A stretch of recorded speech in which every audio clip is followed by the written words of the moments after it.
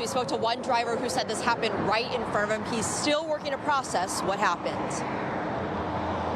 A fiery crash on northbound I-5 last night just before 11:30 p.m., narrowly missing other drivers. We spoke to one man by phone who was driving in the area. He didn't want his name used, but told us what he witnessed.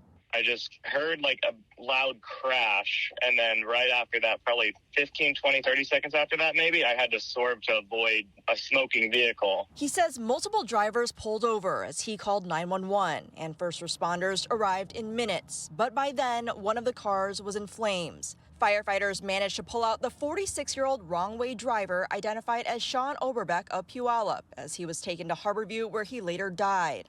The other car was driven by a 19-year-old Seattle woman whose identity hasn't been released. I myself am 19 and drive late at night because I work late night shifts, so that kind of hit even closer to home. That could have easily been me. Like if I was there 30 seconds sooner, I could have easily been the one that was hit by the oncoming drivers. The witness we spoke to also says he doesn't recall seeing any approaching headlights. The causing vehicle was traveling in the wrong direction, headed southbound in the northbound lanes in the far left lane.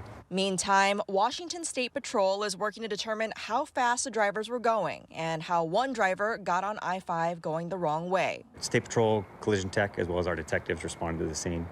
And that'll be part of the investigation, as well as if impairment was involved or where this vehicle got on the highway wrong way. Detectives releasing new details about a shooting involving a stolen vehicle in Federal Way. That shooting happened along Enchanted Parkway near the Crossing Shopping Center. Police tell us a car owner from Tacoma used GPS to track that stolen vehicle to Federal Way and then confronted the man driving it.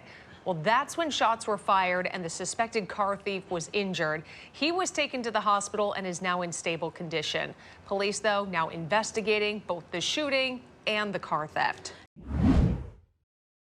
Mary, can you just imagine finding your beloved brother shot to death when you were just supposed to be going grocery shopping? And that's the horror.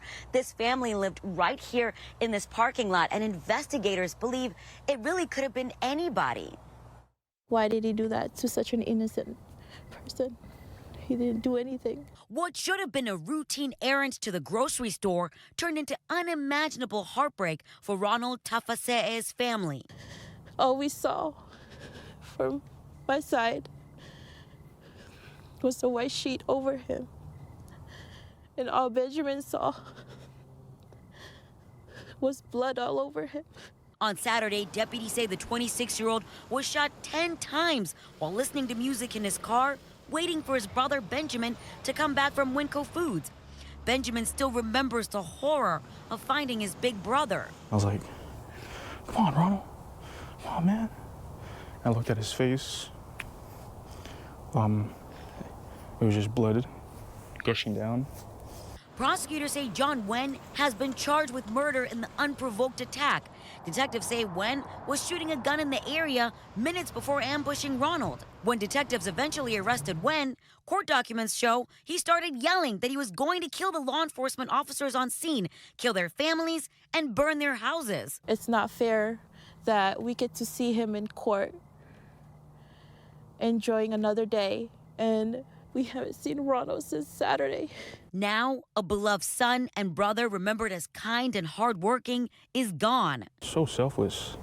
So selfless. And his family still doesn't know why. I want justice. I want life sentence because I can't get him back.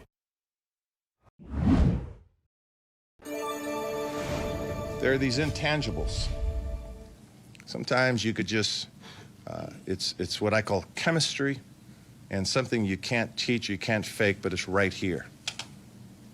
I think Chief Diaz has that right here. Developing tonight, from interim to officially hired, Seattle Mayor Bruce Harrell formally announced Adrian Diaz as the new police chief today. Diaz, who has led the department for the past 2 years, beat out 14 other candidates in a nationwide search. KOMO's Lynn Wynn was there for the announcement. It is live from SPD's West Precinct with more. Lynn? Well, this has been a search going on since about July, with candidates going through a series of interviews as well as assessments in front of a panel of public safety experts before finally landing on Chief Diaz to lead the department. Let's get back to work. In his first press conference, now in his official role as Seattle's new police chief, Adrian Diaz made it clear he recognizes the challenges ahead, with the department losing more than 400 officers since 2020. We were in a rock bottom. We were in riots, almost daily when I took over. It's going to take us time. We really need to get back to the basics of really trying to show how much this department is really about service and helping others. Seattle Mayor Bruce Harrell ultimately choosing Diaz out of the 3 selected finalists. We've been working together. We've made some tough decisions together. He's heard what is known as the Herald wrath when I am known sometimes for my impatience, and he's dealt with it well. Though the search landed on Diaz even after a nationwide search, city leaders insist the entire process was needed, from public input meetings to interviews with public safety experts to ensure the right choice. It was probably one of the most honest, raw, emotional meetings that we had, because we had to talk about not only the consent decree, we had to talk about the last 2 years, the elephant in the room, defund the police. And city leaders say Diaz has already been working hard to turn the department around. Chief came in as an interim chief, knowing that this was not a permanent job for him, came in to make change.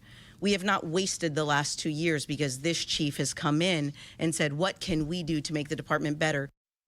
Hi, everyone. I'm Preston Phillips from KOMO News. Thanks for checking out the KOMO YouTube channel. You can see more of our videos right here by clicking on the video links for more news from the Seattle area and Western Washington. Oh, and don't forget to click the subscribe button below so you don't miss our YouTube updates.